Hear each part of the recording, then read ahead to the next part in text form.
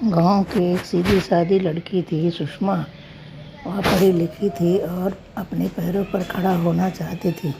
जब उसे बाहर के शहर के एक स्कूल में नौकरी मिली तो उसके चेहरे पर खुशी की चमक थी। माँ ने कहा, बेटी अब तो तू हमारे नाम रोशन करेगी। सुषमा की शादी को बस कुछ ही महीने हुए थे।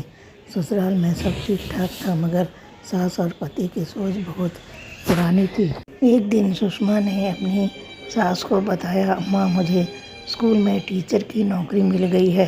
सास ने भौहें सिकाड़ते हुए कहा, नौकरी?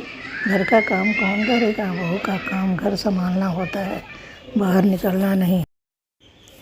सुषमा ने धीरे से कहा, अम्मा मैं घर का सारा काम कर लूँगी, बस कुछ घंटे की नौकरी है। तभी उसके पति ने कहा, सुषमा अब तो हमारी इज्जत पर दाग मत लगाना। औरत का असली गहना उसकी साड़ी और सुघड़ता है, नौकरी नहीं। अगले दिन सुषमा के मायके से उसकी माँ नई साड़ी लेकर आई। बोली, बेटी ये तेरे पहले दिन की नौकरी के लिए है। सुषमा ने साड़ी को देखा पर आंसू रुक न सके। उसने माँ से कहा, अम्मा साड़ी तो नहीं है, पर मेरी किस्मत पुरानी सोच में पड़ी है।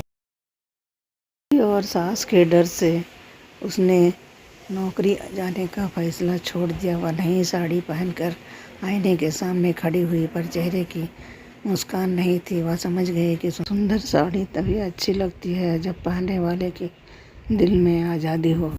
दिन बीतते गए। एक दिन पड़ोस की बच्ची पढ़ाई में मदद मांगने आई। सुषमा ने उसे पढ़ाना शुरू किया। धीरे धीरे गांव की और बच्चियां भी आने लगी।